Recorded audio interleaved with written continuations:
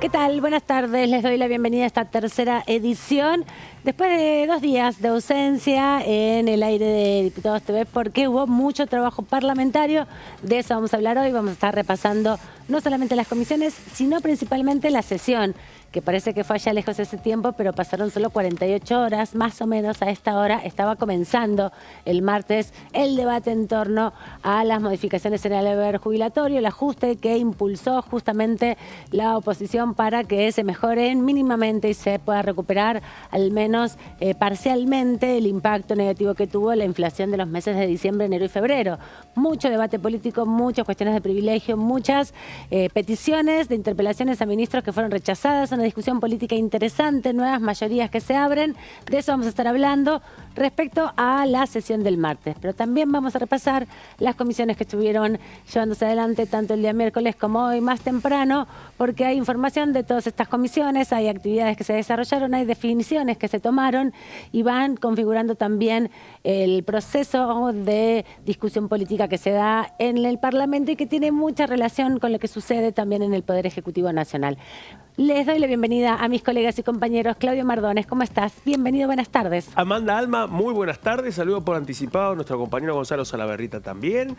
Y sí, y además en el medio de esa sesión larga, 13 horitas, 6, 7 horas de debate, después de estas 5 horas de cuestiones de privilegio, otra rosquita, otra cosita que fue pasando en despachos de la presidencia de la Cámara, especialmente por la visita de José Rolandi, vicejefe de gabinete, que sobrevivió al descabezamiento de la jefatura de gabinete, y Rolandi estuvo también preparándose para lo que viene, y lo que viene además tiene que ver con lo que pase con la ley bases.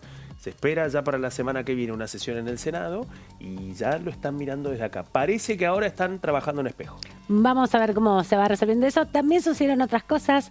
Hubo una resolución para el incremento de las dietas de los diputados de la Nación. Eso también tuvo mucho rebote en los medios de comunicación y discusiones, distintas posiciones de los legisladores. De eso vamos a estar conversando también el día de hoy. Gonzalo Salaverrieta, buenas tardes, bienvenido. Buenas tardes, Amman, para vos, para Claudio. Bueno, y también con lo que va a suceder en el Senado, porque ahora este proyecto, este dictamen, tendrá que pasar por la Cámara Alta, donde después de los dichos del presidente Javier Milei, que posiblemente pueda vetar la ley, veremos si técnicamente lo que suceda en el Senado le puede dar esta potestad y qué es lo que va a resolver, porque obviamente esto va a traer, inclusive dentro del seno del Congreso de la Nación, muchas declaraciones, opiniones, debate y demás, pero también con lo que se está esperando detrás de esta propuesta, de este proyecto respecto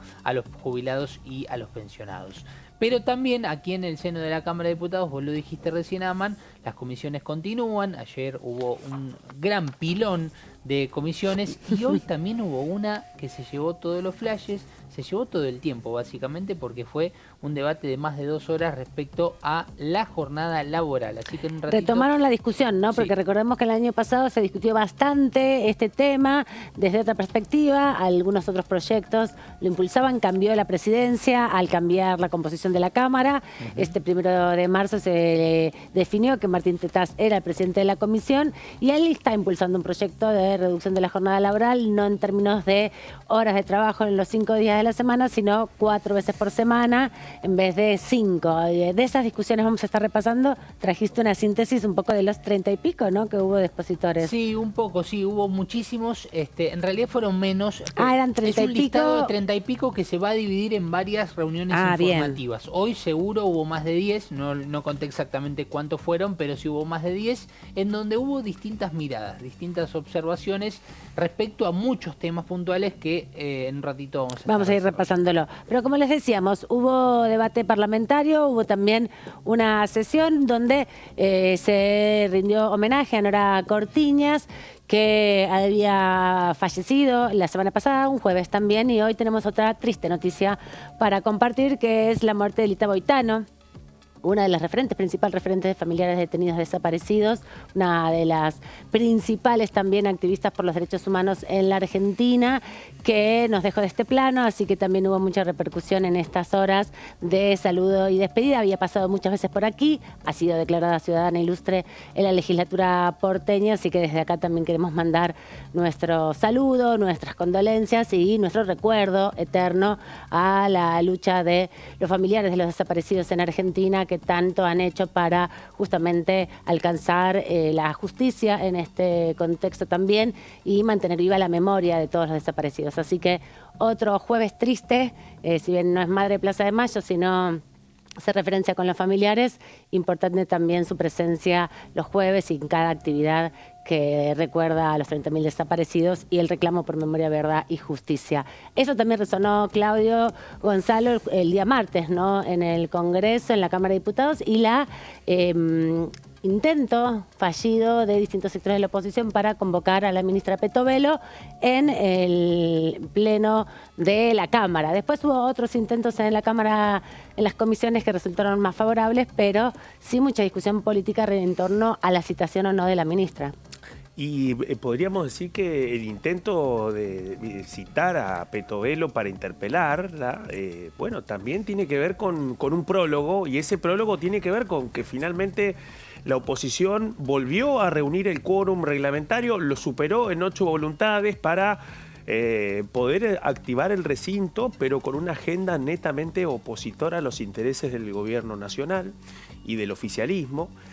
A diferencia de lo que pasó la semana pasada, en donde también habían superado en forma holgada el quórum reglamentario, bueno, la semana pasada fueron 152 porotos, 152 voluntades para un emplazamiento.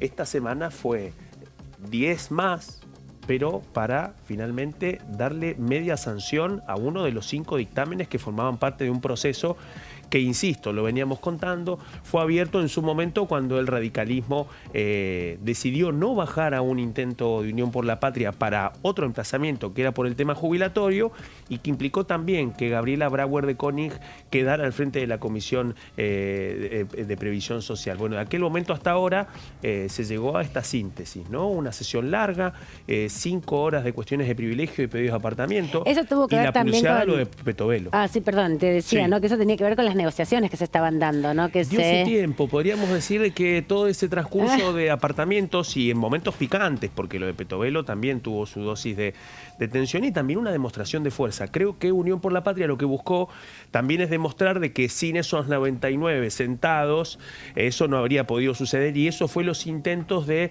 poder sumar al temario en 2 apartamentos del reglamento, poder sumar el Fondo Nacional de Incentivo Docente, su restitución, y el debate en torno al presupuesto universitario. ¿Qué hizo el radicalismo? Rápido de reflejos.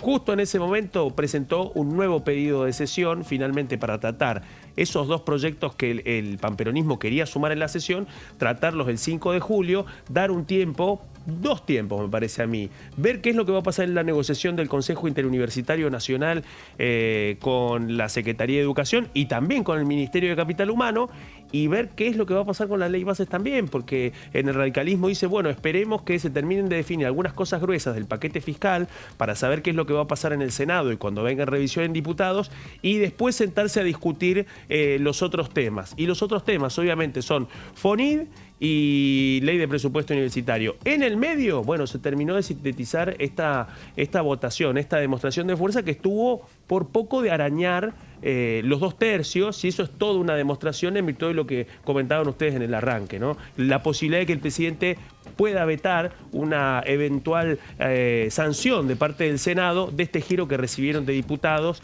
de este cambio en la ley de movilidad jubilatoria. Efectivamente, vamos a estar analizando más en detalle lo que decíamos hace un ratito nada más respecto de la posibilidad de convocar a la ministra Petovelo para que venga al Congreso a responder las preguntas de los diputados y de las diputadas, y en esa misma línea, bueno, ir trabajando para que eso se vaya resolviendo. Están planteando la posibilidad de citarla la semana que viene a partir de las definiciones que se dieron en la Comisión de Salud y Seguridad Social, justamente, donde a partir de una mayoría opositora que forma parte justamente de esta comisión lograron firmar un dictamen para convocarla. Es una invitación, en este caso no es una interpelación, puede, si no, la ministra no participar o repensar o redefinir un día en el que ella pueda estar presente. Pero les comentábamos que hubo una sesión importante, hubo mucha discusión política en esas 13 horas de debate y 8 de discusión específica sobre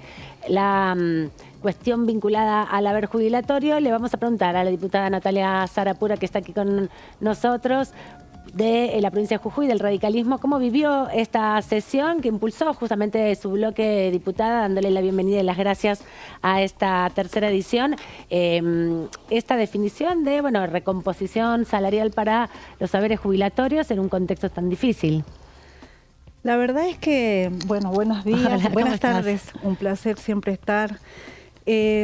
La verdad es que nosotros desde el radicalismo, desde la primera propuesta de la ley base, es que la actualización de los jubilados se dé en un marco, que no se dé enmarcado en valores ajustados a la inflación y que lo primero que se garantice sea el equilibrio fiscal y después el aumento. Nosotros vinimos planteando, y así lo logramos en el marco del debate de la ley base, es que el equilibrio fiscal no se debe dar con el esfuerzo de los jubilados y las jubiladas. Después promovimos, digamos, la posibilidad de generar dentro de la Comisión de Previsión, que preside una diputada radical, la diputada Gabriela, dimos un proceso participativo donde recibimos decenas de representantes, especialistas, y trabajamos en la construcción de acuerdos para tener dictámenes que nos den la posibilidad de llevarlo al recinto. Yo lo viví como parte de un proceso de construcción de una priorización política, de los que tenemos responsabilidad y representación, de dar un mensaje claro respecto de el cuidado especial de los adultos mayores, de dimensionar que estamos en un proceso que, si bien es cierto los índices de inflación están bajando, sin duda los aumentos se dieron, digamos, sin reconocer unos meses que era necesario hacer ese reconocimiento, y además un mensaje claro de que estamos priorizando la situación particular de los jubilados. Hubo un grado de tensión, digamos, como vos decías, fueron muchas horas de debate donde cada uno expresamos nuestra vocación.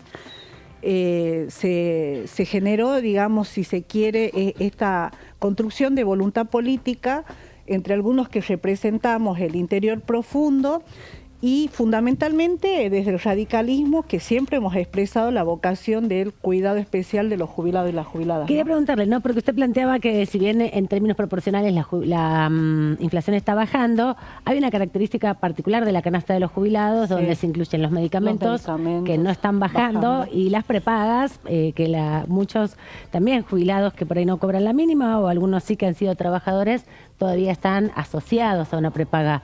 Eso tiene un impacto diferencial. Sin duda, y por eso siempre hemos hablado, y esa ha sido la primera recomendación que nos han dado los jubilados y las jubiladas en ese proceso participativo que se ha dado, es de tener esos parámetros específicos, no solo de la edad.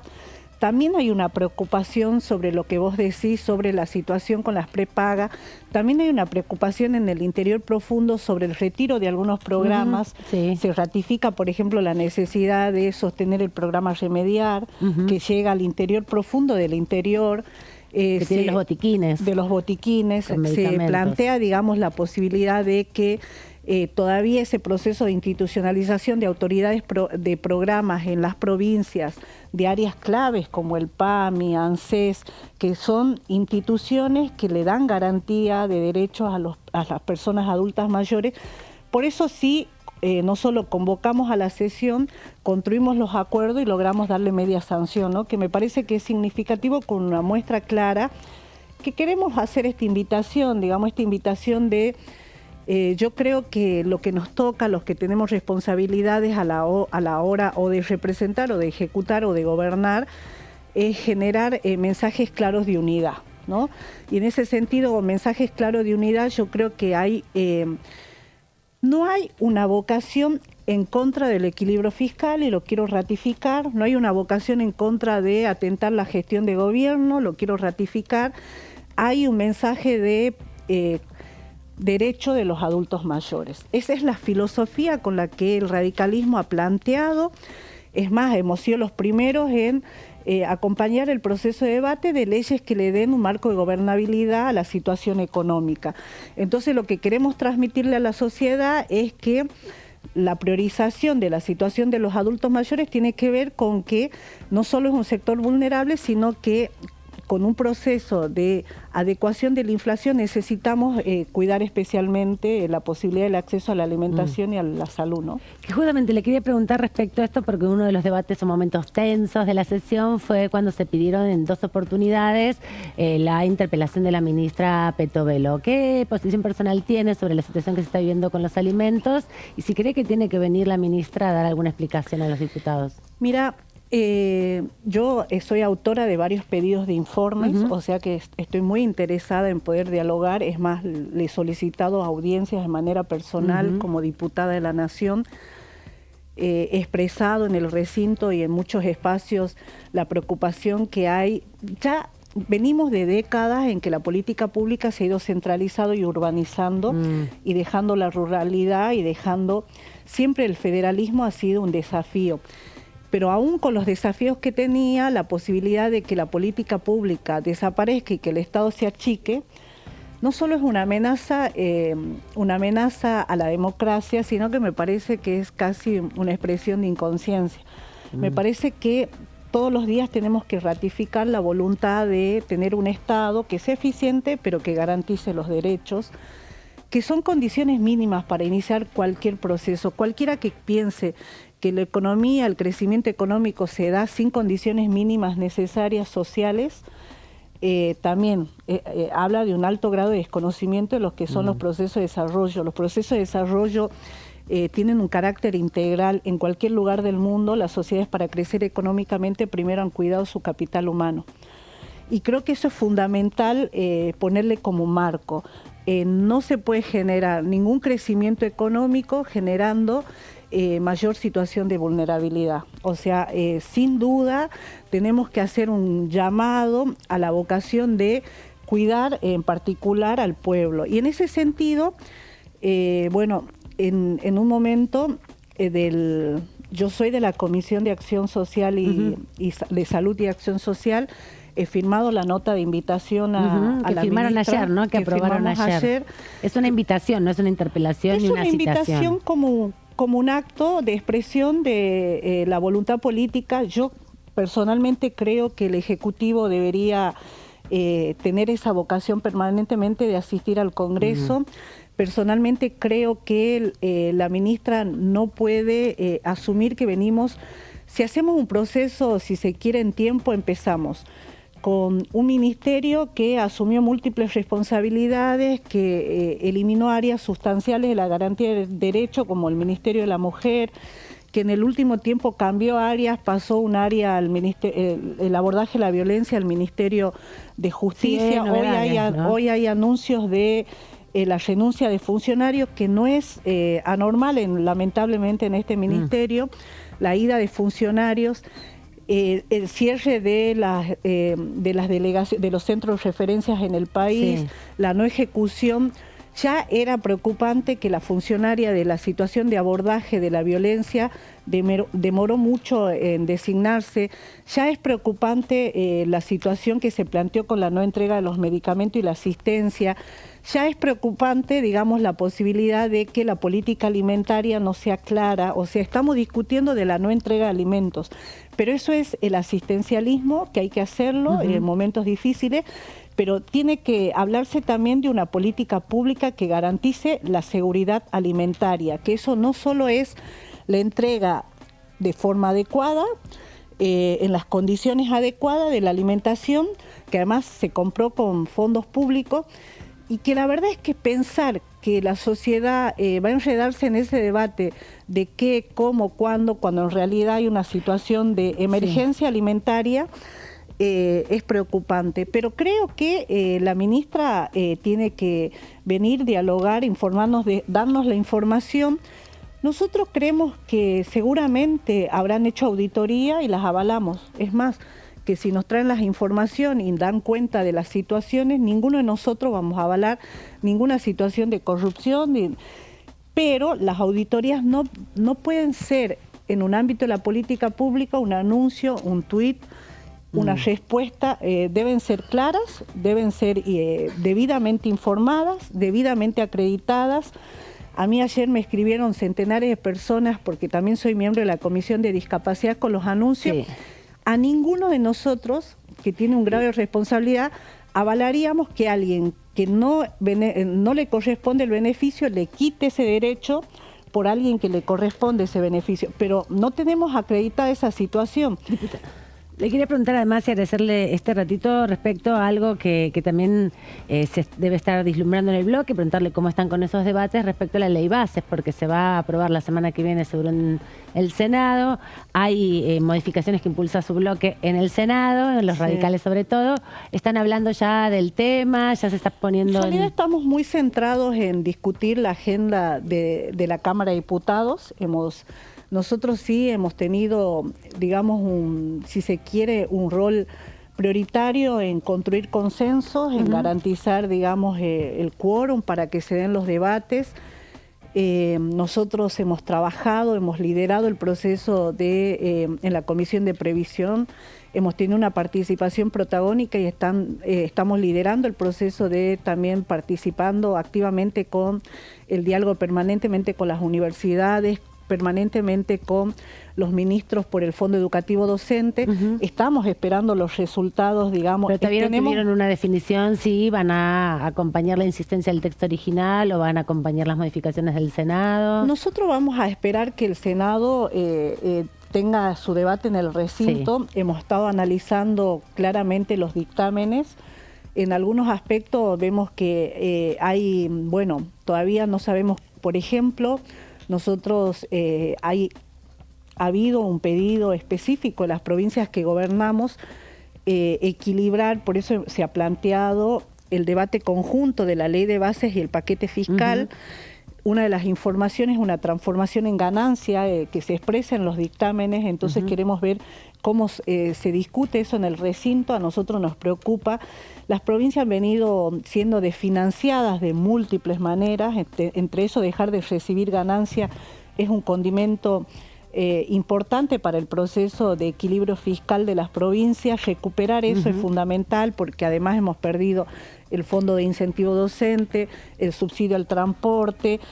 Hay programas nacionales como la contención a personas que tienen enfermedades graves, que lo estamos haciendo con financiamiento provincial. Entonces necesitamos equilibrar las provincias, y para nosotros el tema de ganancias es un tema determinante. Por ejemplo, habemos diputados en el bloque que venimos de provincias que gobernamos, tenemos esa agenda, pero estamos esperando que el recinto discuta y ver los resultados de ese debate. Muchas gracias, diputada, por este ratito, por quedarse a conversar con nosotros después de tantas horas de discusión. Sí, es verdad que fue una semana intensa. Muy intensa. Sí. Bueno, le dejamos aquí en esta primera parte de tercera edición todos los análisis que dejó, no solamente la sesión, como repasábamos hace instante con la diputada, sino también la agenda de comisiones, que tuvo invitados especiales, que tuvo también definiciones importantes de los diputados, que en un ratito nada más vamos a estar aquí repasando con Gonzalo Solabarrieta, con Claudio Mardones, y toda la información para ustedes en tercera edición. No se vayan.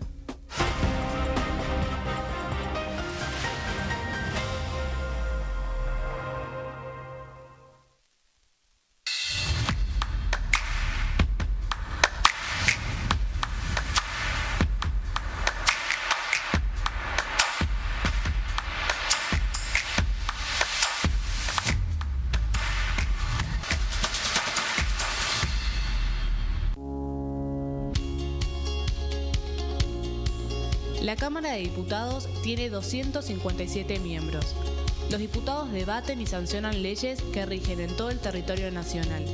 Algunas de las más importantes son el presupuesto de gastos generales del Estado, el Código Civil, el Código Penal, la forma en que se rige el trabajo, las jubilaciones, entre tantas otras.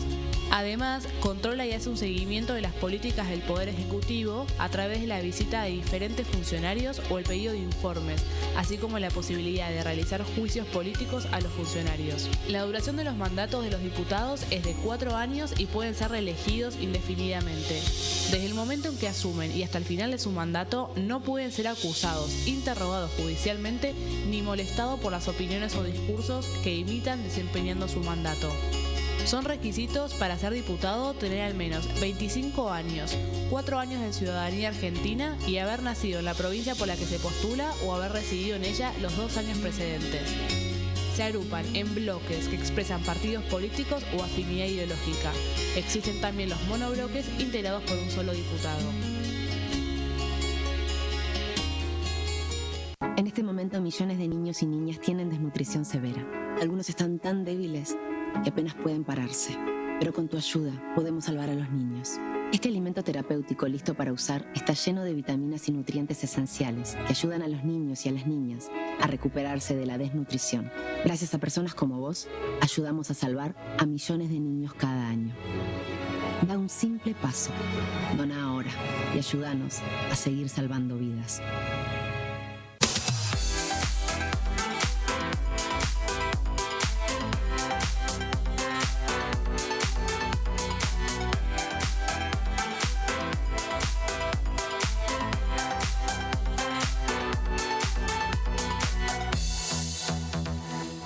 Dengue, Zika y chikungunya. ¿Cómo protegerte de la picadura de mosquitos? Para prevenir el dengue, Zika y chikungunya, evita que el mosquito te pique. Usar repelente siguiendo las indicaciones del envase. Cubrí brazos y piernas con ropa clara. En casa, pon espirales o tabletas. Usa tules o mosquiteros sobre camas o cunas. Coloca mosquiteros en puertas y ventanas.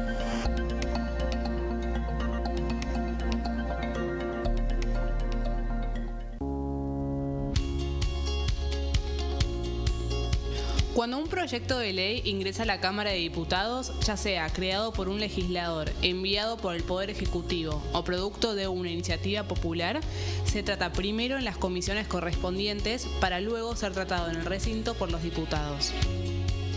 Las comisiones son el ámbito de análisis y debate sobre los proyectos de ley conformadas por legisladores de distintos bloques. Hay 23 comisiones especiales que tratan temas específicos como el atentado a la AMIA y 45 permanentes que tratan temas vigentes como educación y salud. Un diputado puede formar parte de varias comisiones. Cada comisión se compone de un presidente, un vicepresidente y de 3 a 5 secretarios. La duración de los miembros de las comisiones permanentes y especiales es de 2 años. Para que la comisión funcione debe tener quórum, es decir, un mínimo de 15 y un máximo de 31 a 49 diputados. Las autoridades son elegidas por los propios integrantes de las comisiones, que a su vez son elegidos bajo consenso por sus propios bloques. Para que un proyecto sea tratado en el recinto, debe contar con el apoyo de la mayoría de los integrantes de esa comisión. Al finalizar una reunión de comisión, se dictamina sobre la pertinencia de tratar el proyecto en el recinto. El dictamen propone una resolución o decisión sobre una o varias iniciativas o proposiciones.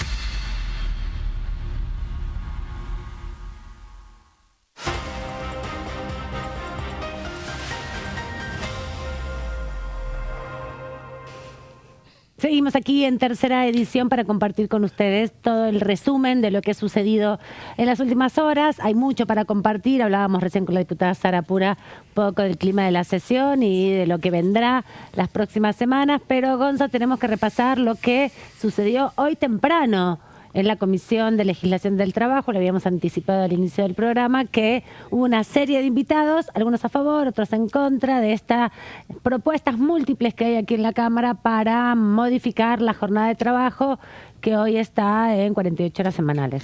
Bueno, vamos a empezar a hablar y a debatir un poquito, si te parece, Aman, respecto a este trabajo en comisión que se realizó hoy en la sala 2 del anexo C, donde el diputado Martín Tetaz es el presidente de la Comisión de Legislación del Trabajo.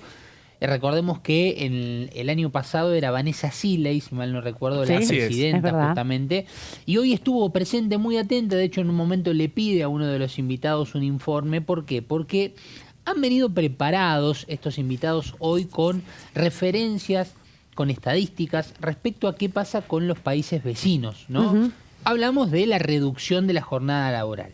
Hay un informe que se realizó en varios países, que es básicamente el 4-Day Week, donde se realiza durante 12 meses una, ¿cómo te puedo decir?, adaptación, una prueba para distintas empresas de cómo se realizan estas tareas en 4 days, ¿no? 4 días, justamente, para ver si realmente hay un impacto, hay un resultado positivo a la hora de la productividad.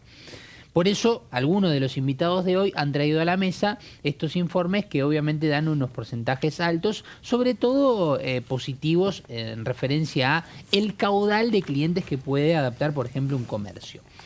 Bueno, vamos a empezar a repasar. Aquí lo vemos. La jornada laboral en la Argentina ha sido el tema de esta Comisión de Legislación del Trabajo. Fue la segunda jornada informativa. No es que solamente habrá una tercera, sino que además habrá más de una reunión informativa hasta que se llegue realmente a un texto, a un dictamen, que no va a ser tan sencillo como parece, pero al haber varios proyectos, distintas iniciativas, que 30 horas, que 35, que 40, bueno, hay que unificar, y lo digo en referencia a los diputados. Bueno, la próxima reunión ya anunció Martín Tetaz que posiblemente sea el martes 25 de mayo, es decir, que habrá que esperar un poquito más para lo que será una tercera jornada informativa. En esta placa que vemos ahora en pantalla, traje un poquito la referencia de quiénes se hicieron presentes, ¿no? Bueno, se hizo presente, por ejemplo, un antropólogo, se hicieron presentes abogados laboristas, que lógicamente se dedican básicamente a trabajar en esta temática.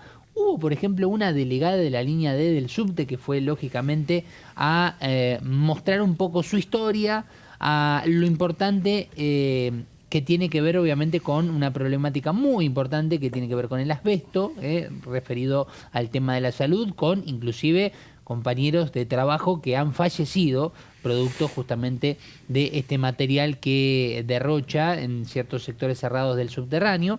Y también obviamente, bueno, ahí vemos organizaciones sindicales que han estado presentes. Hemos visto, por ejemplo, hay profesionales de la Cátedra de Derecho Laboral, representantes del derecho social que se han hecho presentes hoy también. Quería un poquito enumerar un poco de qué se ha tratado la convocatoria o los invitados de esta jornada. Y en las siguientes placas vamos a ver algunos puntos que he anotado respecto a conceptos. Sí, temas que se trataron. ¿Por qué no traje básicamente frases o cuestiones de uno a favor o en contra? Porque son conceptos que se debatieron. Hubo posturas a favor, otros en contra. Bueno, por ejemplo, convenios colectivos para que esto no sea únicamente que una provincia, por ejemplo, que Buenos Aires tenga una legislación, que Córdoba tenga otra, sino que básicamente esto se haga de manera colectiva. Uno de los puntos importantes. El conocimiento científico, esto es otra de las cuestiones importantísimas dentro del debate de la jornada laboral. La reducción de jornada y la productividad. Este fue un tema, me parece, central y lo será de aquí en adelante. Reducir la jornada laboral, sea por horas en cuanto a los días o en la cantidad de horas semanales, ¿realmente genera mayor productividad? Es una pregunta que se hicieron y muchos han fundamentado. Y hay respuestas diferentes, ¿no? Porque justamente quienes son retractores de estas iniciativas plantean que no hay una correlación directa, mientras que quienes acompañan, impulsan y desarrollan estas iniciativas de modificar la jornada laboral tiene que ver justamente con comprobaciones que se vienen haciendo ya desde hace 2 años por lo menos en distintos países del mundo, y también lo más cercano el año pasado, si no mal recuerdo, en Chile, que fue uno de los países donde se redujo la jornada laboral, y Colombia, que fue otro de los países de la región donde en los últimos 2 años estuvieron trabajando en legislaciones que eran mucho más excesivas en la cantidad de jornadas de trabajo que tiene la Argentina, que hoy quedó como uno de los países con más cantidad de horas de trabajo obligatoria, digamos, básica para el desarrollo de la jornada laboral. Sí, creo que igual hay representaciones empresarias que ya han planteado que no les va por ahí para nada. No.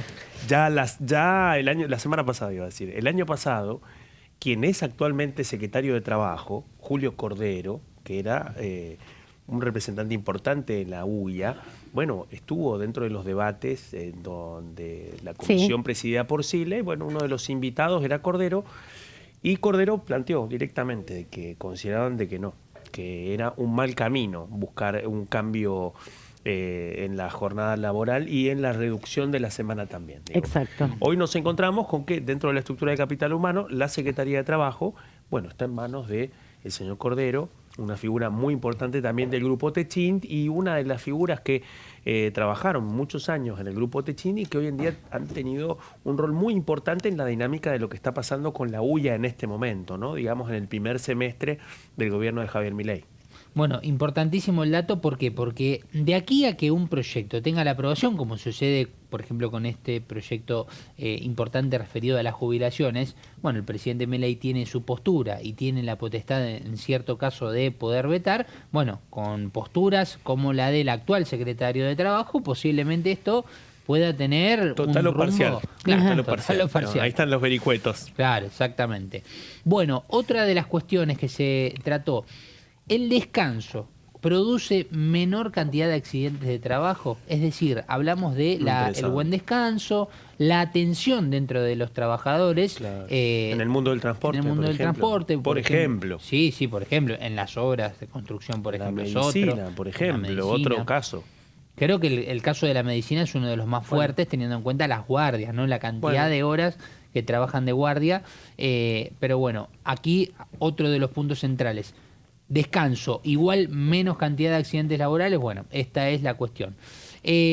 También en otro de los puntos que se ha referido a estos conceptos que se han tratado hoy en la agenda de esta Comisión de Legislación del Trabajo, es por ejemplo la incorporación, y en esto muchos de los invitados que pueden tener su postura o no, hablaron sobre lo que significa la desconexión dentro de la virtualidad.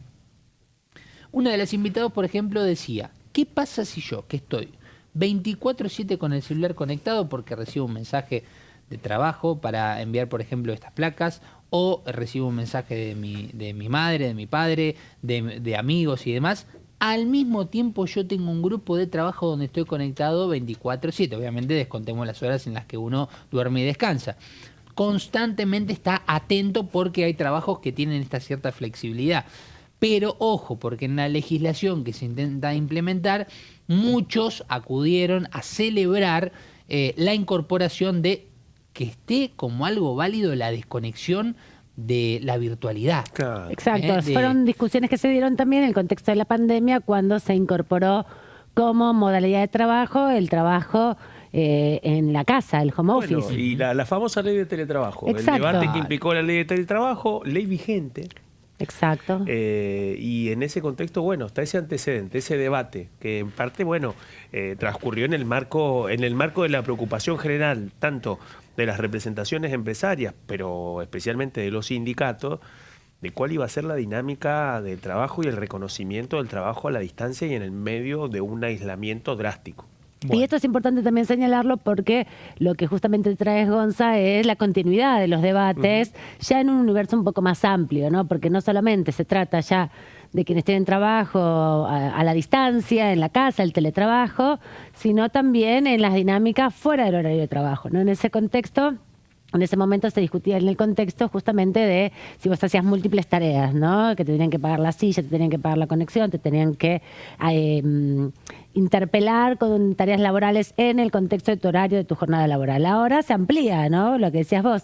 ¿Qué pasa cuando se termina la jornada laboral y me llegan mensajes que dicen, no importa, míralo mañana, y vos ya lo viste, ¿ya lo viste? Y tenés las tareas para el día siguiente y empezás ya a trabajar, ni bien saliste de tu horario de trabajo. Bueno, ese es un debate muy actual porque, bueno, muchas cosas se dirimen por fuera del horario de trabajo y no hay límites en esta dinámica tecnológica que, bueno, programe para el día siguiente en el horario de trabajo la notificación de las tareas, ¿no? Todo se vincula. Cuando hablábamos del descanso, si uno no se va a dormir un poco relajado y se queda pensando en ese mensaje que dice léelo mañana, sí, también habla del poco descanso. Porque vos ¿hablaron de la ansiedad laboral también? Ah, no, eso no, de la ansiedad laboral. Otro capítulo. Exactamente. Otro de los puntos importantes, baja el ausentismo, esta cuestión de concentrar, por ejemplo, el trabajo en 4 días de la semana o trabajar los 5 días de la semana pero 6 horas. Bueno, otro de las cuestiones importantes, las estadísticas marcan que algunos fueron con el número en mano, con la hoja, el informe en mano de que el ausentismo estaría lógicamente en menor grado si es que se reduce la jornada laboral. La recomposición salarial indirecta, otro tema fundamental. ¿Y por qué indirecta? Porque claro, se supone que dentro de la legislación y de los proyectos que se están proponiendo es una reducción de la jornada laboral actual, pero sin la baja del salario. Exacto. Es decir, estarías trabajando menor cantidad de horas por semana, ganando lo mismo y obviamente con los respectivos aumentos que cada empresa o el Estado o para quien trabajes tenga a disposición, básicamente.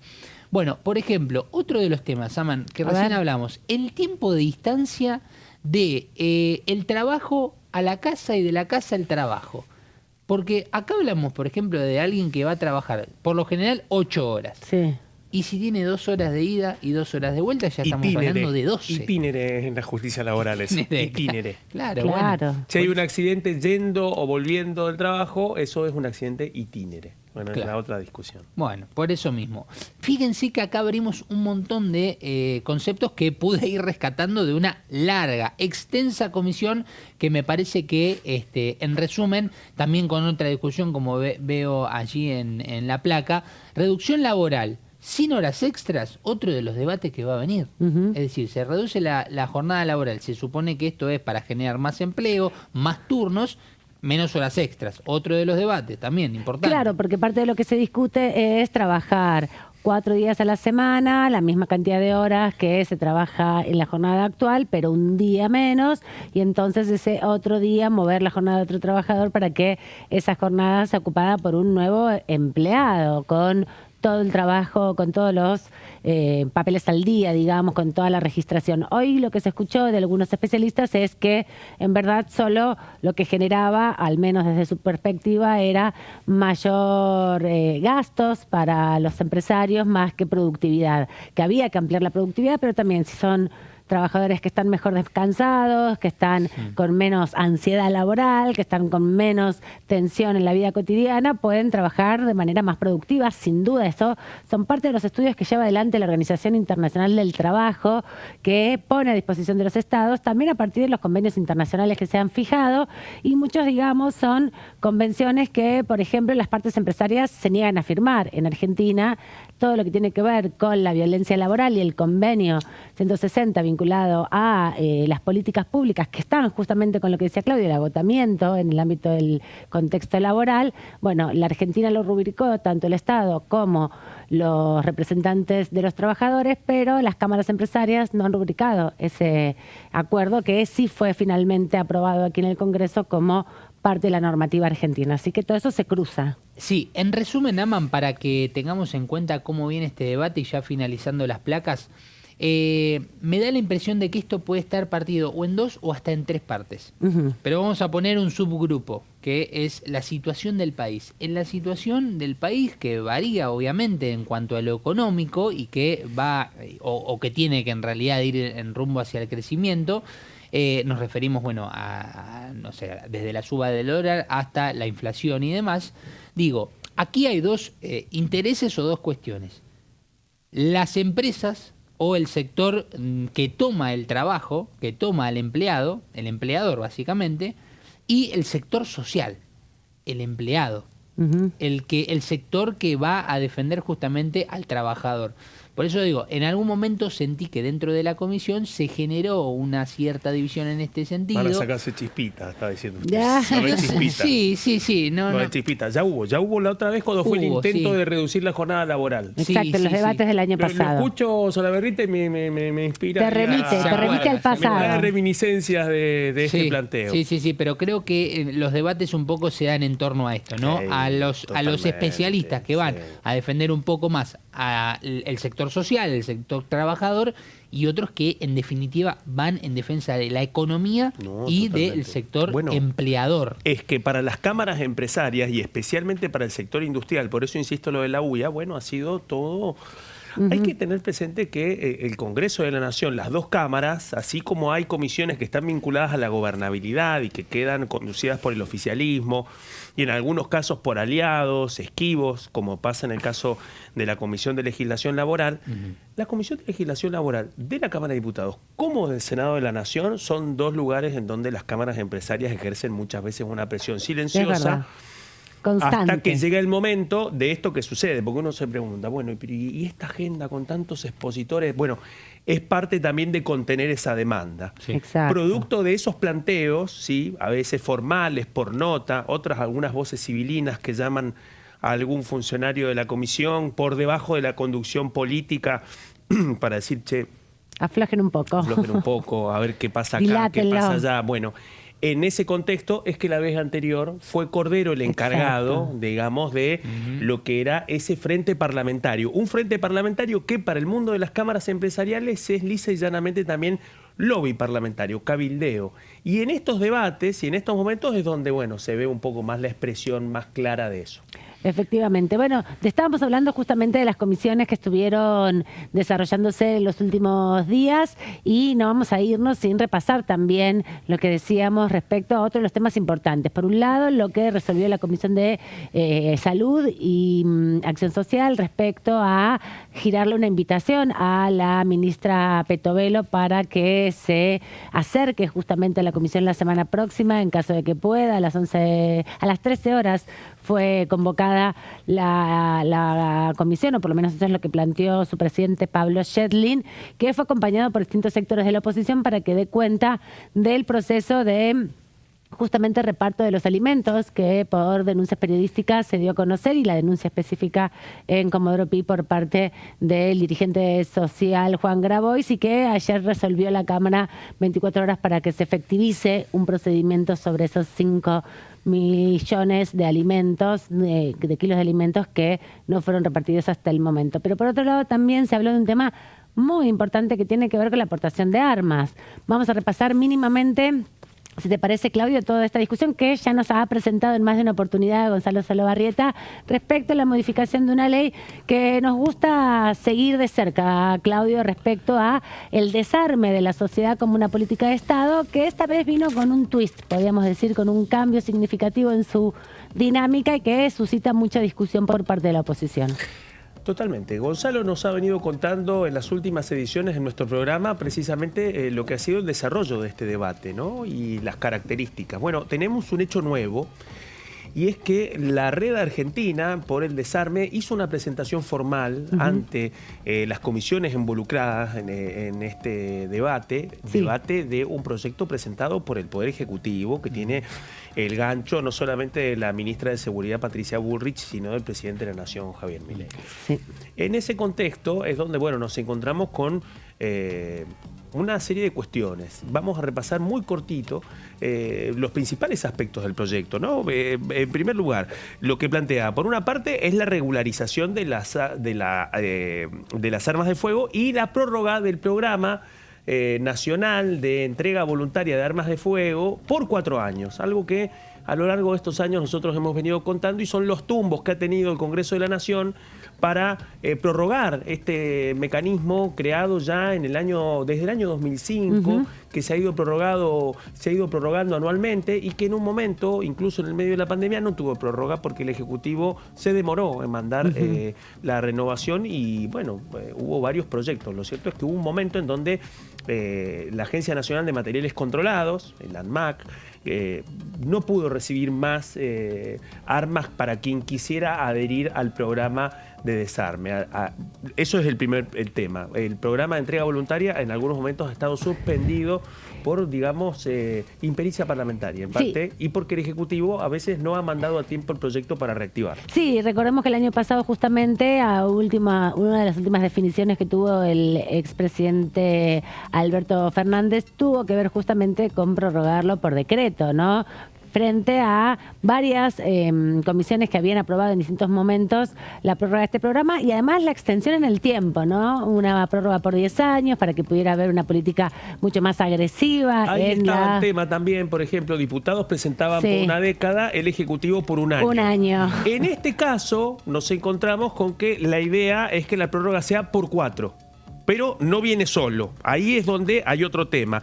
Y es la incorporación de la regularización para quienes tengan armas de fuego en forma ilegal. Exacto. Y ahí es donde aparece otro dato importante, porque eso permite 360 días prorrogables a otro año más para hacerlo ante la Agencia Nacional de Materiales Controlados. Eso permite otra cosa, que es que mientras dure todo este proceso, quien decida no entregar el arma para hacer la devolución, la puede mantener en su poder, y eso también plantea, la amnistía que permiten este tipo de iniciativas, y es precisamente que mientras dure eso, no van a ser pasibles de ningún delito, teniendo en cuenta de que tienen, en términos formales, ilegalmente esa arma y no la han devuelto. Claro. Ahí sí, el otro tema es precisamente esto, la prórroga del programa. Claro, ayer estuvo acá Juan Pablo Alem, que es el actual director de la Agencia de Materiales Controlados, y ahí hay una preocupación fuerte respecto a esta decisión del plazo de un año, con la prórroga posible por otro año más, para mantener en una suerte de limbo sería, ¿no? Esta arma que está declarada, pero que, lo explicaba un poco el funcionario, no se puede utilizar, no se puede mover, hay algunos criterios que no quedan del todo claros de cuál es la situación. En caso de que haya, por ejemplo, un hecho criminal, un hecho de muerte o de accidente fatal en el entorno de la vivienda, cómo se quedan las definiciones también, ¿no? Bueno, ahí está el tema, porque en primer lugar, ustedes preguntarán, pero ¿quiénes son? ¿Quiénes son la Red Argentina del Desarme? Es una red compuesta por organizaciones de todo el país que funciona hace 20 años y que en parte ha sido la histórica impulsora del Plan Nacional de Desarme. En este contexto es que he presentado una nota haciendo una serie de advertencias, y una de las advertencias tiene que ver con esto que vos estás contando, Amanda. Vamos a enumerar brevemente algunas de los reparos que hace la red y que esperan que sean tomados en cuenta por las comisiones involucradas en este debate. En primer lugar, lo que dicen es que esto abre una ausencia de control del Estado en una cuestión muy sensible, que provoca que haya una enorme cantidad de armas de fuego y usuarios en situación ilegal. ¿Por qué? Porque dicen que esta forma de regularización profundiza el problema. Debería ser el último recurso, la regularización, no el primero. Eso es lo que plantean los especialistas. ¿Por qué? Porque dicen, pero ¿por qué deberían hacerlo de este modo? Porque lo que sostiene la red por el desarme es que la opción entre la tenencia legal del arma o la entrega voluntaria para la destrucción es falaz y peligrosa. Dicen de que directamente estos dos puntas de este segmento son irreales, que realmente no tiene posibilidades de prosperar una alternativa que vaya en este limbo. El limbo está definido por la tenencia legal del arma, como una parte de la opción, y la entrega voluntaria. Lo que dicen los especialistas es que ahí hay una falacia en desarrollo. Y ahí insisten con un tema y dicen, ojo que las armas legales también matan. Exacto. Y ahí empieza el gran desarrollo que posiblemente se va a seguir multiplicando en el ámbito de estas comisiones. Primero, las armas de fuego no se usan solamente en contextos de inseguridad, algo que, bueno, que se ha escuchado en distintos momentos de la comisión y también lo hemos escuchado de distintos invitados aquí en Diputados TV. Y acá vienen las cifras. Primero, recuerdan que 3 de 4 homicidios dolosos producidos en la Argentina en el año 2021 se registraron sin concurrencia de otros delitos. Es decir, otro dato, alrededor del 50% de los homicidios dolosos con armas de fuego son cometidos por conflictos interpersonales.